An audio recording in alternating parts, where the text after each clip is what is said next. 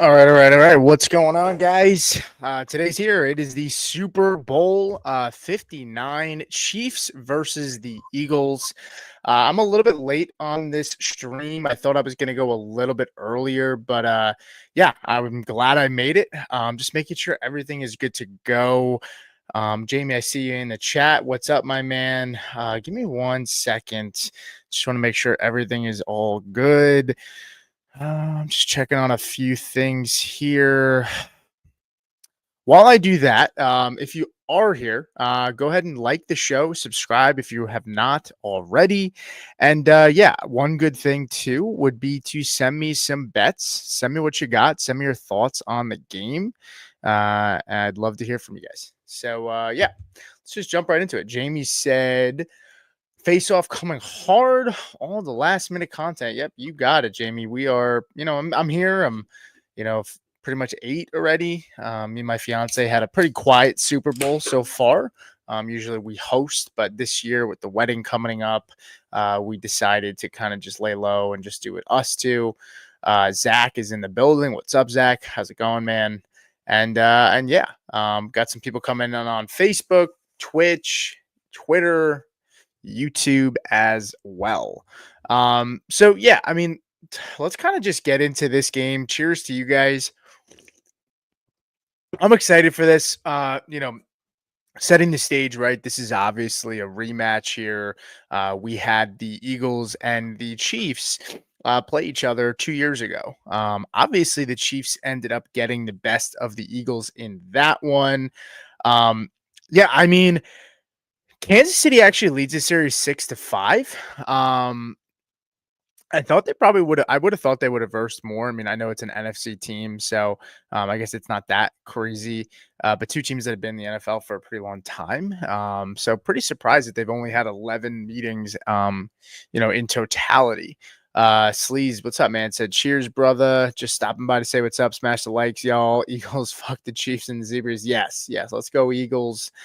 Thanks for dropping in, man. Jamie said, I got some bets. I got that conspiracy content. And said, what are you drinking? Yeah, I'm drinking a perpetual IPA from Trogs. It's local. It's PA. It's let's see, what's the percentage? 7.5 on this, so pretty good. I'm not gonna. I'm trying not to drink a ton. I'm getting married, so I'm trying to lay off the beer. I do love beer. IPAs are obviously heavier, but if I drink less of them and I can feel it a little bit more. So that's why I stick to the IPAs, even though they are heavier probably and have a lot more carbs. But yeah, I do like perpetual IPAs from Trogs. It's a good brand. But yeah, I mean, so when looking at the matchups here, I mean, when we think back to the last time that these two played, they had the matchup obviously, in the Super Bowl, and then they had the matchup during the regular season as well in 2023, which was last year. That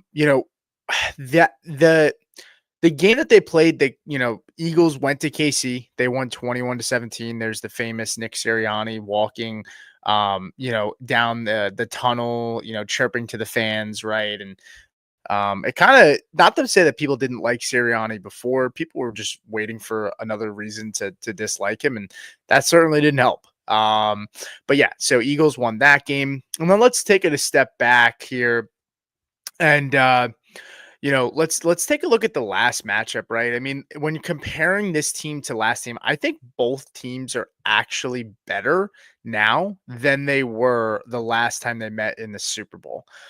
When you look at Patrick Mahomes, right, he's not doing nearly, as much in terms of not putting up gaudy stats. Two very similar game plans for both of these teams in some ways. A lot of ball control, good defense. And when you look at Patrick Mahomes in the last matchup in the Super Bowl, 21 for 27. So a really good completion percentage, 182 yards, and 3 touchdowns. Super efficient game for him. No sacks. Eagles couldn't get to him once. And if you remember, that Eagles defensive line was like a historical defensive line when it came to putting up sack numbers. I think they broke the record for most sacks in a single season. Now, obviously, they had the extra game, but if you remember, there was all the talk of the turf was slippery. If you remember, guys were slipping on both sides, right? And a lot of these edge rushers on the Eagles just weren't getting their footing, and they just weren't getting to Mahomes. They didn't sack him one time, which is actually pretty crazy. I forgot about that. But yeah, and then when you look at just his numbers in general, right? Only 182 yards, but he threw 3 touchdowns. Now Jalen Hurts last time they played arguably had one of, if not the best Super Bowl performances from a quarterback that we've ever seen. I don't really think that's up for debate. I mean, he threw 27 completions on 38 attempts, 304 passing yards. So that's 8 yards per attempt, 1 passing touchdown, 2 sacks, and 103 QB rating. But he also rushed for 70 yards and had 3 touchdowns. Which tied, I believe, Terrell Davis or beat Terrell Davis for most touchdowns in a Super Bowl. And he didn't really get much help from his rushing game. I mean, Kenneth Gainwell rushed 7 times for 21 yards. Miles Sanders rushed 7 times for 16. And Boston Scott rushed 3 times for 8. I mean, he was the leading rusher and almost doubled what all of their running backs combined rushed for last time. This is obviously a much different rushing game this time around compared to last time. But when you look at both of these teams, I think both of them are better, right? You make the argument Mahomes, right? I mean, again, he's not putting up the gaudy stats like we saw in years past, but like from the last time the Eagles played them, he won another Super Bowl, and now he's back to the Super Bowl. So has he gotten that much better? Maybe not, but the experience is there. And I mean, the ability you've been there before, the preparation, you're so used to this. I mean, this is the 3rd year in a row, right? I mean, so he's been to 4. So, yeah, I mean, I think Mahomes is a better quarterback now than he was then. And Jalen Hurts, look, it's no secret. Yes, I think Jalen Hurts has regressed. Are there reasons behind why I think he regressed? Yes. Last year, right? I mean, if you watch what happened last year with this team, let me take a look here really quick so I can pull it up. Jalen Hurts got injured in the 2023 season. I believe it was against the Rams.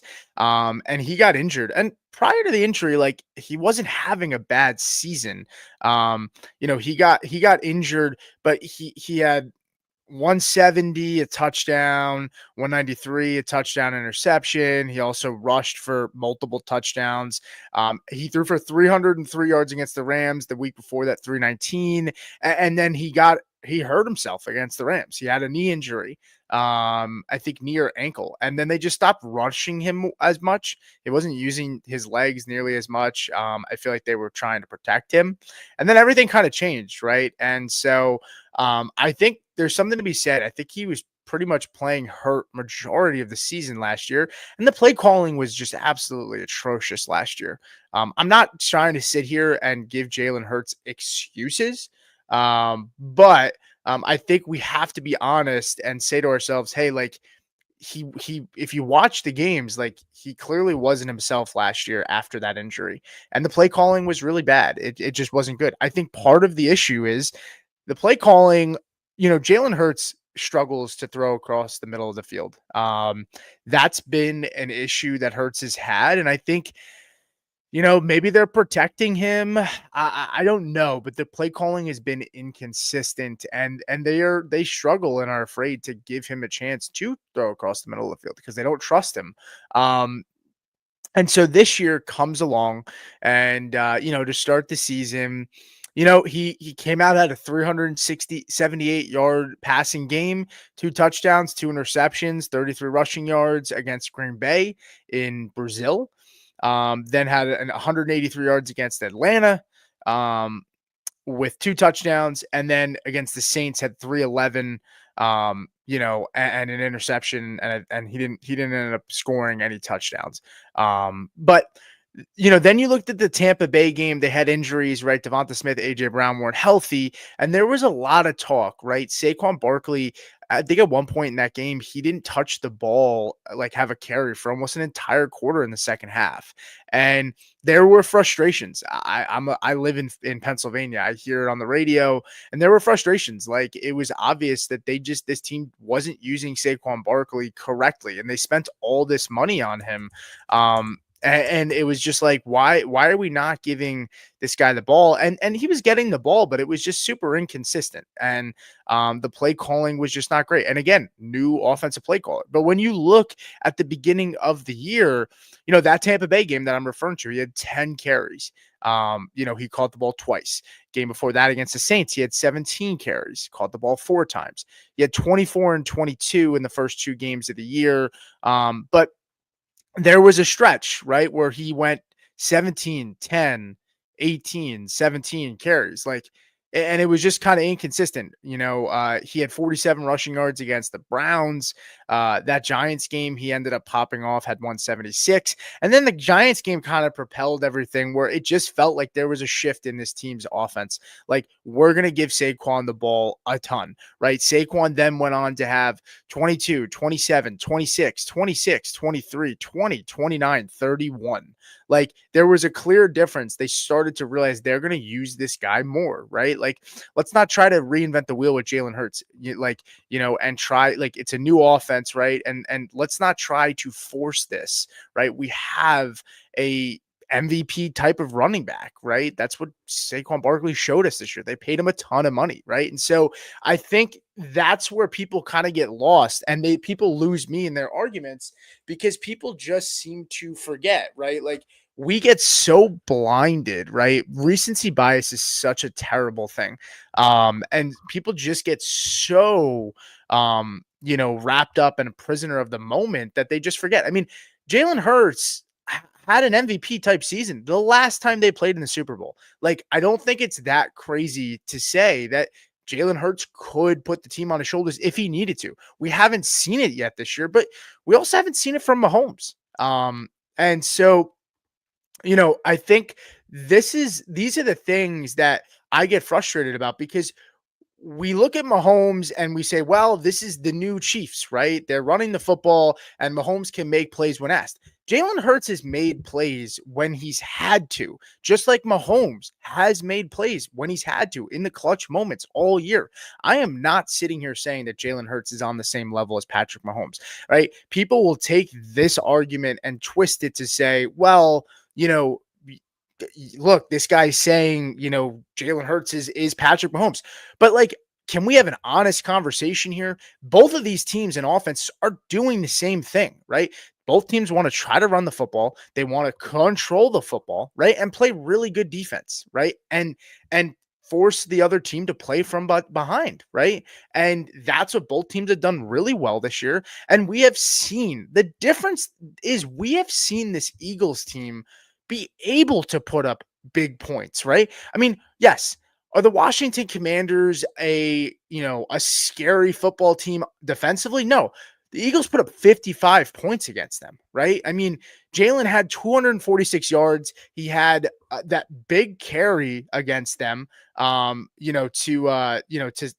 score the touchdown. I mean, I struggle, right? I'm sorry. He had the big rush against the Rams to score a touchdown. But he had 3 touchdowns, right? And again, some of this is tush push stuff, right? So it inflates the stats. Don't get me wrong. I'm not naive. But yeah, to me, I don't know. Like, this Eagles offense has shown that they can put up big numbers. The Chiefs haven't. But the difference with the Chiefs is we know Patrick Mahomes. We know Travis Kelce. We know Andy Reid. There's continuity there. We've seen them do it. So we know they can do it. But why are we're not giving the Eagles the benefit of the doubt? Because they're not the Chiefs. That's it. That is the only reason.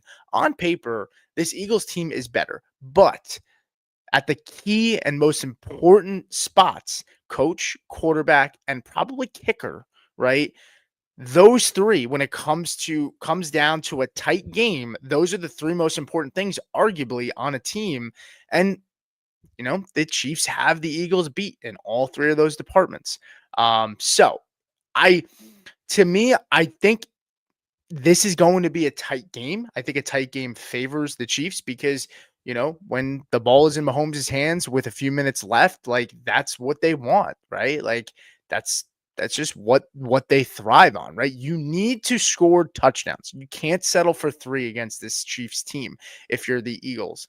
Now, I want to take a look at the comments here really quick, and then we'll dive in a little bit more.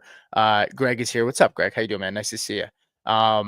Jamie said, "Did you know the Eagles' overall record is 6-6-6 and 6-6-5 losses? One more loss gives them that magical number, the higher triangle."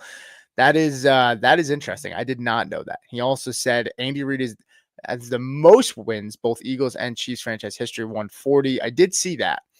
Greg said got 3-1. Neither team scores 25 or over. What do you think? I think it's a low scoring game, maybe. Yeah, I think a lot of people are on this low scoring game, and I think my brain tells me it is low scoring when you look at the matchup. And what both teams want to do, but my heart's telling me this is going to be a high scoring game. I think this is going to be somewhere like a 31 to 27 to 28 game. I really feel that way. And we'll see. But I think 3-1. I don't know which. I mean, those aren't bad numbers, Greg, at all. I mean, that's like a touchdown and 2 field goals, and then 3 touchdowns, right? So say the Eagles score 3 touchdowns and the Chiefs get a touchdown and 2 field goals and I'm sorry, 3 field goals in the actually touchdown, 3. Yeah. So a touchdown and 2 field goals. Then you get set 21-13. So yeah, I think that's doable for sure. Jamie said the AFC and NFC are both tied for Super Bowl wins, 29-29. Chiefs will get the 30th AFC Super Bowl win for the three-peat, pun intended. Remember, triangle people also love that 3. Yes, they do. Yes, they do. I think the thing that people also have to keep in mind, and look, I'm not going to sugarcoat it, right? Like it might.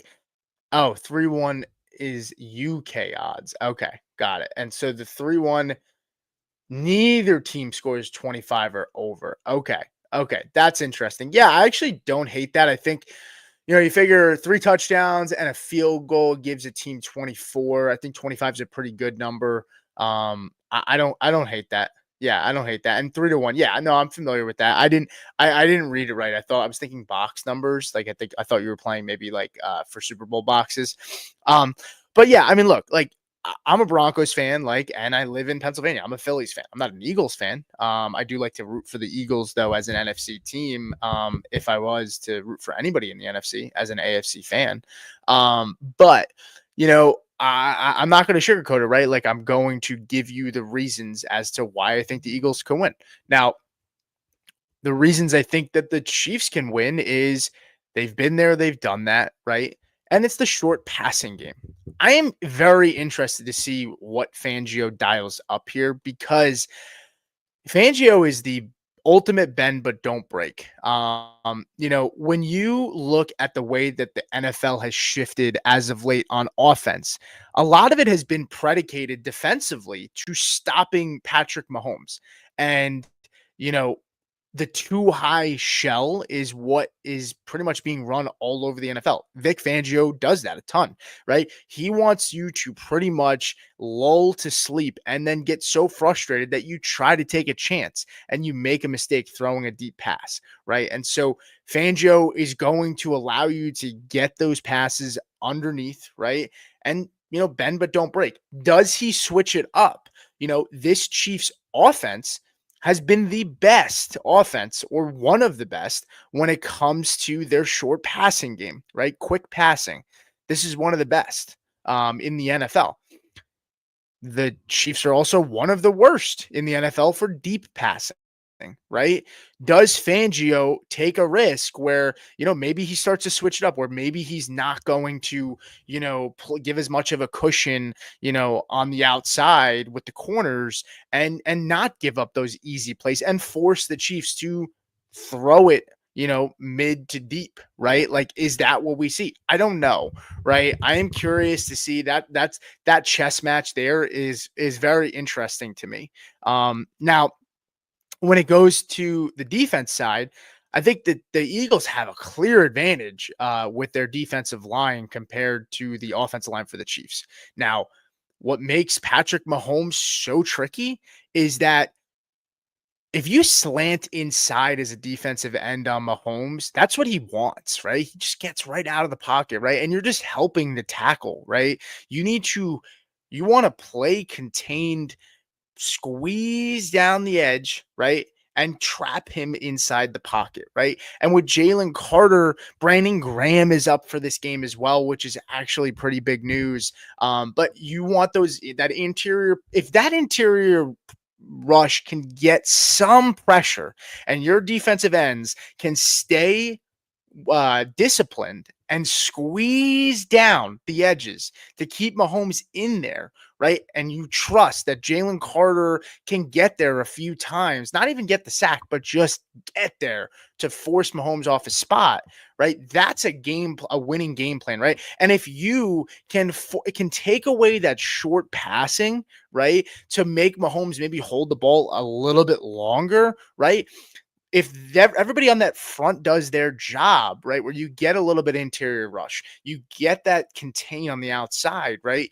Mahomes holds the ball a little bit more, and then you're forcing maybe him to take a few sacks, right? Or throw the ball away, right? Now, you're not going to throw the ball away inside the tackle box, right? Obviously, that's a penalty, right? But throw it away, maybe, throwing over a guy's head, but, you're not really trying to hit him. You're just trying to get the ball away. So that would be my keys to the game. Do the Eagles adjust what they do on defense, right? I'm very curious to see that. And can Kansas City establish a running game, right? We talked about this, right? If you've been here for my Sunday previews during the playoffs so far, I've been pretty spot on with how I feel like some of these games are going to go. Last time the Chiefs played against the Bills, I said, you will see Kareem Hunt take the lion's share of this rushing attack. And right now, the last game that they played against the Bills, he took the lion's share, right? And, they're going to probably rely on Kareem Hunt. Does Isaiah Pacheco get going with an extra week of rest, right? Does A.J. Brown get healthier, right? He gets an extra week off. I think everybody could sit here and say that, like, A.J. Brown's knee clearly was not feeling right? Like he got injured, he came back, right? Got a little bit banged up again. Like, I think that's a factor. Since Jalen Hurts took that concussion, I think he hasn't looked exactly the same, right? It took him a game or two to start getting more comfortable. Now you have an extra week off of rest. It gives you more time to prepare. It gets guys a little bit healthier. Chris Jones was dealing with the calf injury, right? Getting an extra week of rest to get some juice. Travis Kelce, a veteran, right? Tired legs, right? He gets a week of rest, right? And the benefit that the Chiefs have is that they know what they're doing. They've been here before. They know how to handle the week of rest to not come out slow. Did the Eagles take what they learned 2 years ago, right? They talked about them not coming out of halftime aggressive, right? They came out flat. This was a team that, if you remember the game, the Eagles had this game in the first half. I'm pretty sure they botched a score at the end of the first half to give Kansas City points to get it a little bit closer, right? And then the second half starts, you get the Nick Bolton strip sack, and there was a touchdown. I don't know if Bolton stripped it, but he did scoop it and score, right? And then the game kind of changed, right? And Kansas City just felt like, all right, here they go. They're coming back. Then you had the Kadarius Toney return that flipped the field, and then momentum just started to pick up and pick up and pick up. But Jalen Hurts continued to answer the call with a bad running game. We talked about it earlier, right? The running backs in this game, last time they played, he had Kenneth Gainwell, who was his leading rusher. Miles Sanders, I think, had like 12 carries for something like 7 for 16. Gainwell had 7 for 21. Boston Scott 3 for 8. Hurts rushed 15 times for 70, and he scored 3 rushing touchdowns. So, different teams. Both of these teams, I think, are better, right? Patrick Mahomes, who was he throwing to last time? Juju Smith-Schuster. Remember that guy? 7 catches for 53 yards. he's still on this team, and he's actually ran more routes than DeAndre Hopkins the last game, who I think is an interesting player in this game too, right? This is another guy, a veteran, hasn't been here before. Do they find a way to get him involved? Right? They got to reset. We didn't see get him involved when they had the bye week with the 1 seed that we would have thought, right? I don't know, but his prop is that like 11 and a half yards. I mean, maybe it's a sucker's bet to me. I haven't touched it, but I thought about it. But yeah, I mean, you can argue, yeah, Mahomes has better weapons now. I mean, Hollywood Brown, who wasn't there majority of the year, this is a guy that was supposed to be a huge part of this game plan, right? He got hurt. That pushed Xavier Worthy into his role of the offense as a rookie. Took Worthy some growing pains. Hollywood Brown comes back. What do we see? Xavier Worthy starts to take the next step forward because he's playing his natural role in the offense, and Hollywood Brown is able to stretch the defense out, right? And so they are in a better spot. And then you have DeAndre Hopkins. I mean, could you do worse as a number 3 wide receiver? I get he's old, but I mean, big body, and I know he hasn't gotten the opportunities, but when he's gotten the ball thrown to him, he's played just fine. DeAndre Hopkins and Amari Cooper, two very strange trades that happened that really did not contribute at all to their team's success down the stretch after the trade deadline. Super, super interesting. I don't know. I don't even know if Amari Cooper is a free agent next year or if they're going to cut him. I don't know what his deal is. DeAndre Hopkins, I believe, is a free agent. Hollywood Brown is a free agent as well. Justin Watson had 2 catches for 18. He was the second leading receiver in that game, wide receiver. Travis Kelce and Jerick McKinnon had more receiving yards than Justin Watson, but they're not receivers. The second highest wide receiver on the team was Justin Watson, 2 catches for 18 yards. Kadarius Toney, 1 for 5. Noah Gray, 1 for 6. Sky Moore, 1 for 4. So, Mahomes has more weapons at his disposal now. And, this is a Chiefs team that give them their credit, right? They won a ton of games this year, only lost 2. One of them was a lay down game for Denver at the end of the year where they didn't have their starters in, and they dealt with a ton of injuries. That's one thing that worries me, though. This offensive line going up against this defensive front, it is a very tough matchup. And hey, Vic Fangio, for what it's worth, 8 games against Mahomes. Mahomes has thrown 10 touchdowns against him. He's 0-8, right? He coached some bad teams in Denver, right? His defenses were good, though. How many times did we watch Denver with Vic Fangio keep these games close and never win? You had the Teddy Bridgewater game. You had the Drew Lock game, like where Drew Lock was in the snow game. Oh, it's like PTSD flashbacks, man. But there were tons of games that were close that Fangio played against Mahomes, but just didn't have the offense behind him. He also had 2 games when he was with the Dolphins that he played against Mahomes. So Mahomes is averaging less than 1.5 touchdowns a game against Fangio passing. Now, again, you want to throw some of that stuff out the window, but if there was a defensive coordinator outside of Spagnuolo, if Spagnuolo just went somewhere else and finally got a head coaching job, which I think is absolutely insane, and we'll get to that in a second. But Vic Fangio is the one guy you would want at your defensive coordinator, to play against and prepare against Mahomes.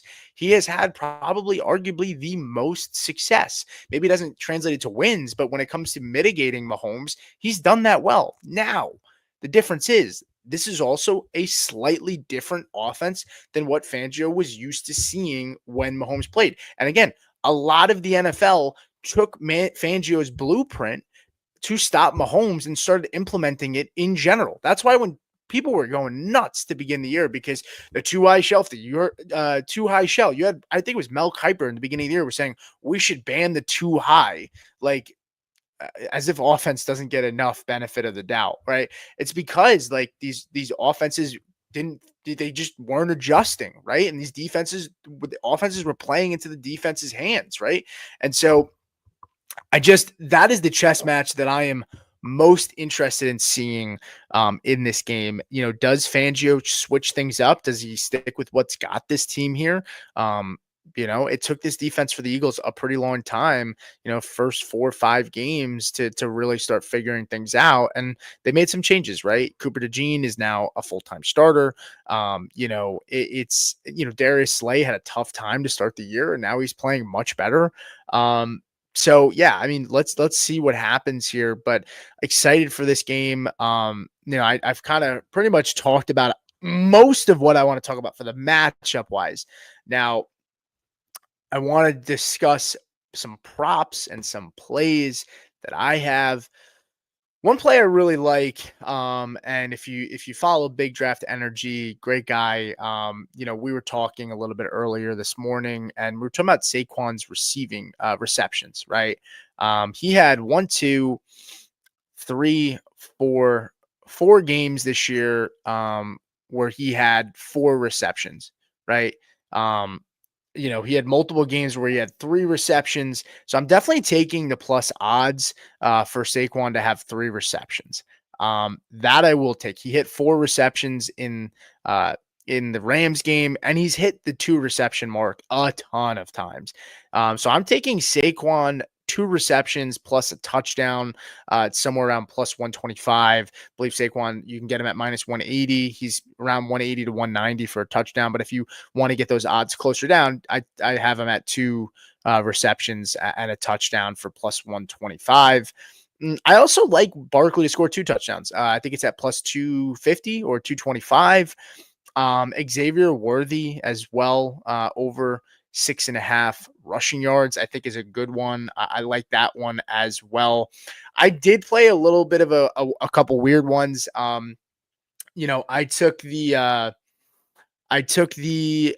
a prop on Bet365 that is either team to run a fake punt. Doesn't have to be successful. It was plus 1800. I sprinkled on that. I liked that a lot. If I had to take over or under in this game, I talked about it to Greg before. I'm going to take the over. The matchup screams under. But I mean, this is the last game of the year. Pulling out all the stops, you're gonna see Andy Reid have one or two different wrinkles in this offense. I did see an interesting. I don't have the clip to pull up, but there was an interesting play. When there's a very familiar there's like a jet motion that the Chiefs run where it's like, they run the outside receiver, he runs in, he stops right before the center and then goes out, right, for a pass. And we've seen them do that successfully, right, against teams. And, I would expect them to try that. But the Eagles actually saw Cooper Kupp do that, and they locked it up pretty well. So we'll see probably a couple of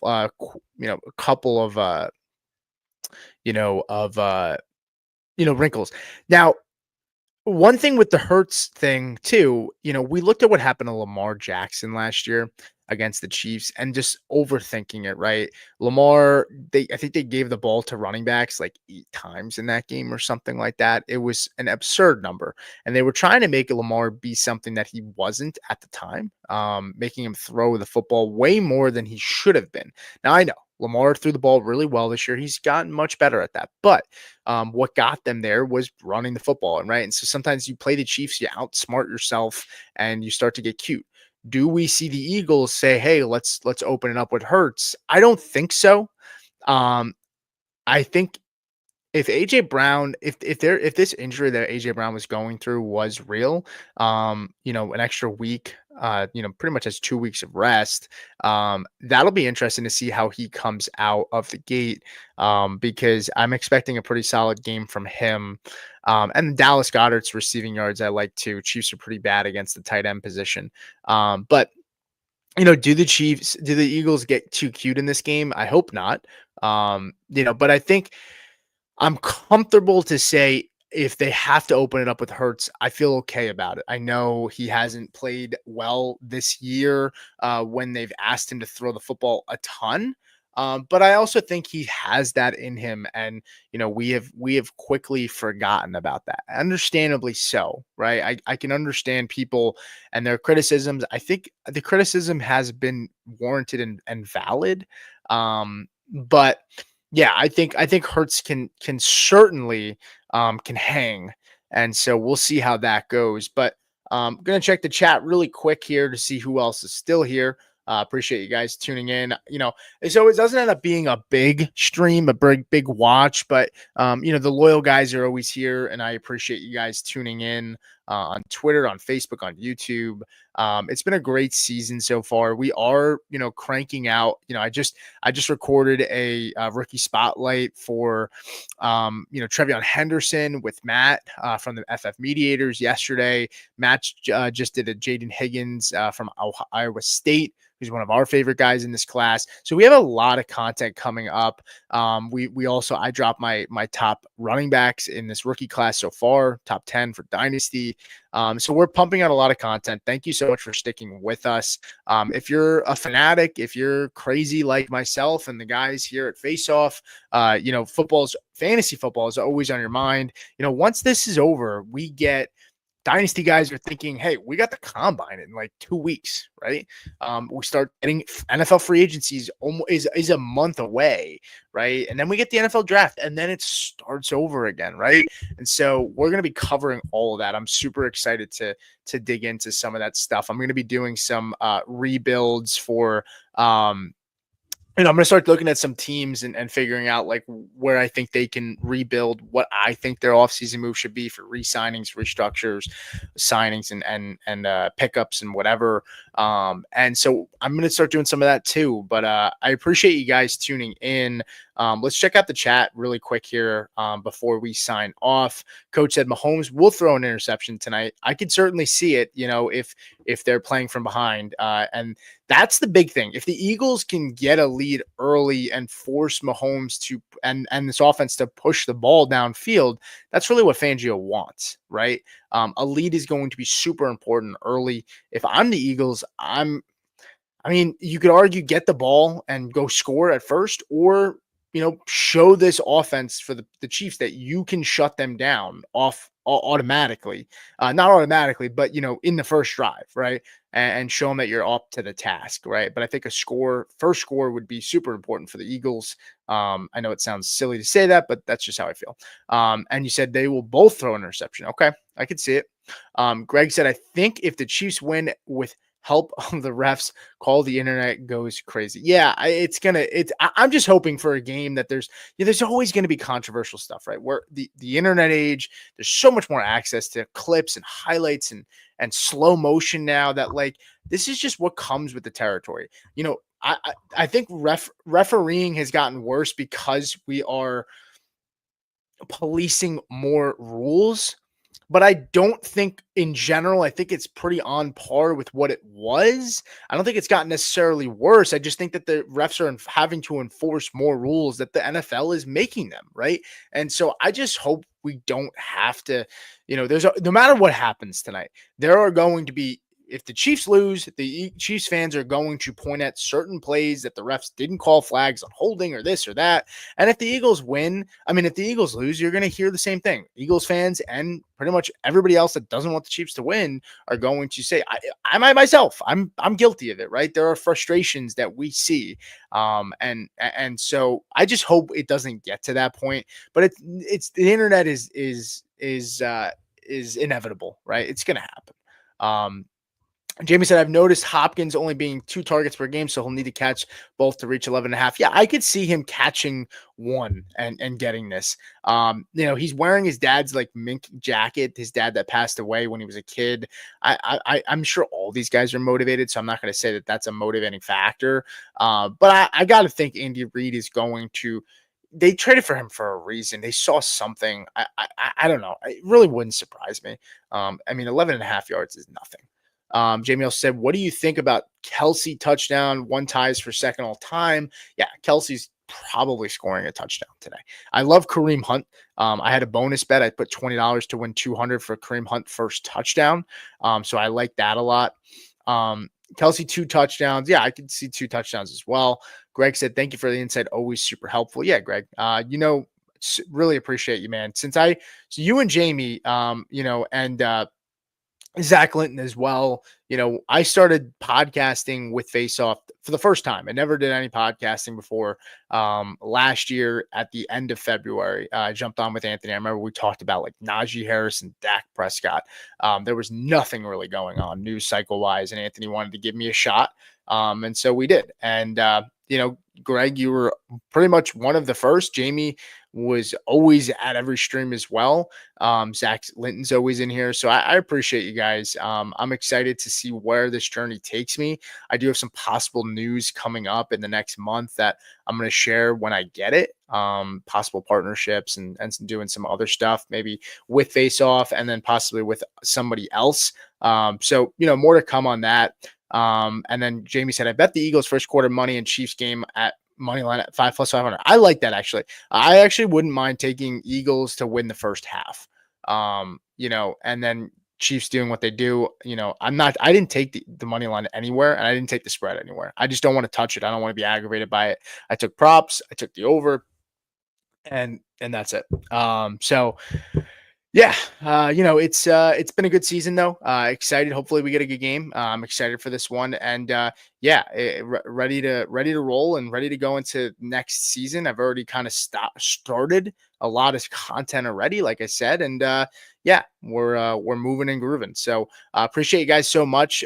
Enjoy the game. I will probably be on tomorrow to recap this or something. So until next time, enjoy the game and cheers.